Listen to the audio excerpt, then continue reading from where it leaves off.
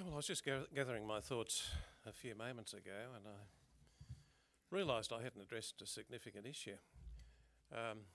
What is my talk all about? I think I can sum it up. It is how the English Copyright Act of 1709 conquered the world. I think that will be our theme.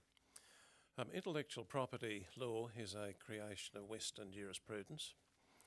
Intellectual property-based products are an important and by value growing component in trade and commerce, domestic and international. Now, this idea of recognising and creating intellectual property rights, and we're talking of course of copyright, trademarks, patents, plant breeders' rights and industrial designs, it's been very much the creation of Western jurisprudence, but particularly the law of England, to recognise these concepts, these monopolies, and to enforce them. In comparison, other civilisations have not seen the need. And I'm going to quote you a passage from an article by a colleague of mine, Natalie Stoyanov at UTS Law School. He wrote about intellectual property rights enforcement in the PRC several years ago. And I'll quote a paragraph because I think it is pertinent. The concept of intellectual property, she said, is not a natural one in Chinese society. Confucian ideals express that true scholars wrote for edification and moral renewal rather than profit.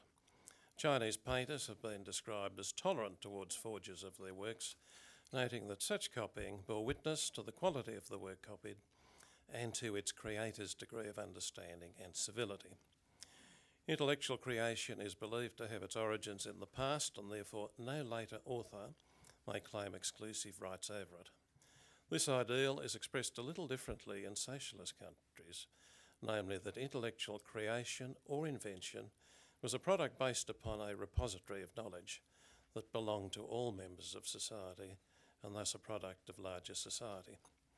She goes on to say that this then implies the Chinese society, which was built on Confucian ideology and adopted socialist ideologies in more recent times, has been asked to expunge thousands of years of a collective doctrine in favour of the private property rights doctrine protecting individual creation embodied in the TRIPS agreement. More about that later.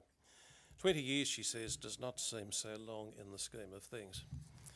China has now adopted a Western-style intellectual property regime, but there are real issues, of course, of enforcement of court verdicts, court judgments, that are intended to protect monopoly rights.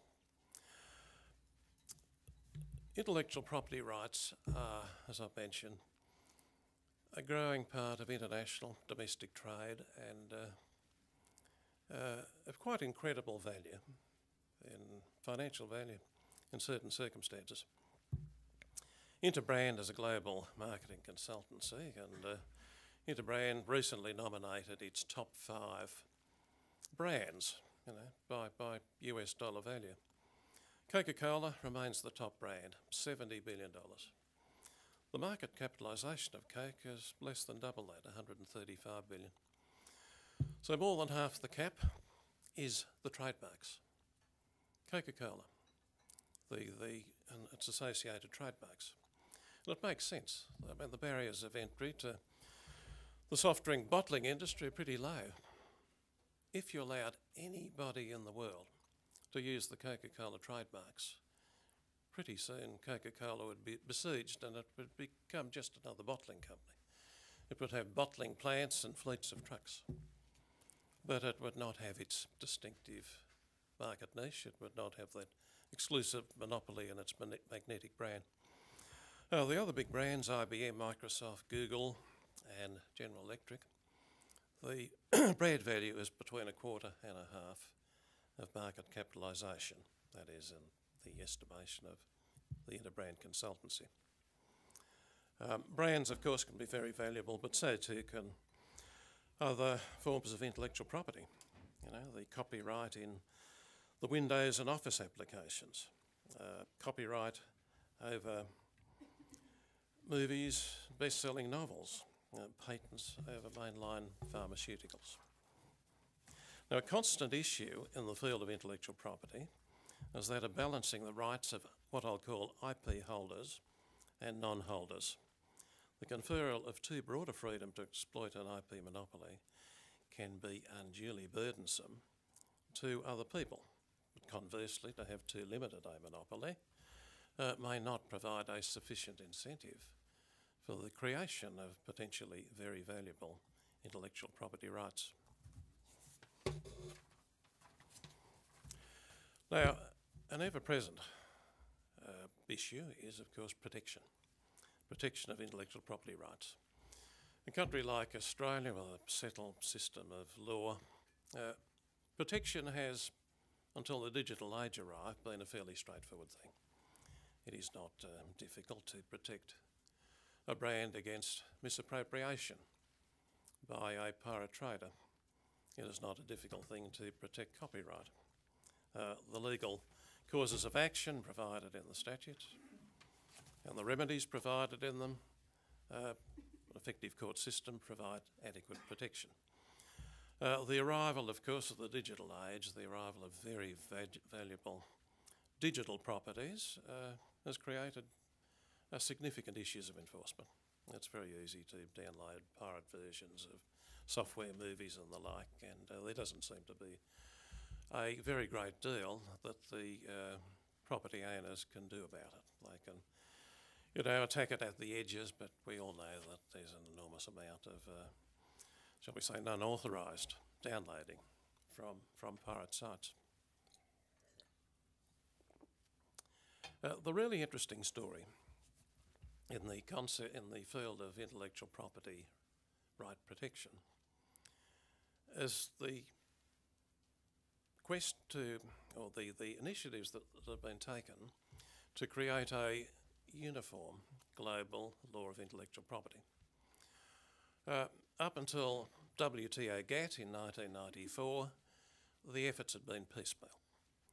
The first ever intellectual property statute I mentioned was the English Copyright Act, not its official title, but we'll call it that, in 1709. That was the first ever recognition in any legal system of intellectual property, 300 years ago. The common law is 1,000 years old, so by the end of the first 700 years of the common law, the Parliament took the initiative and created intellectual property. The common law to this day still does not directly recognise.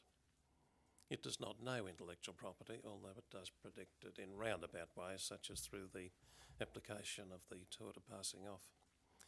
So first statute, first intellectual property recognition in the jurisprudence of the world was in 1709 in England.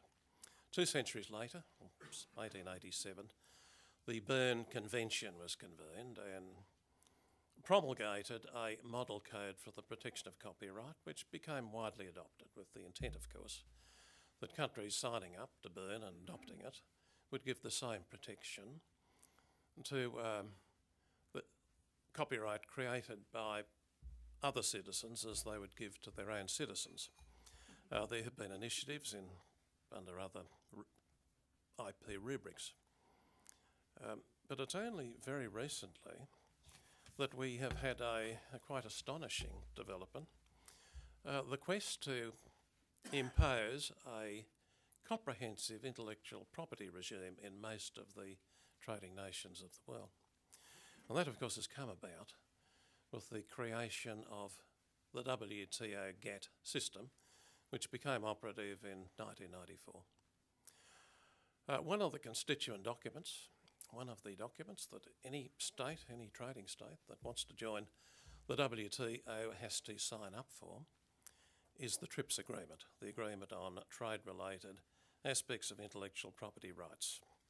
You sign up for WTO, you take on the obligation of making effective the intellectual property right regime set out in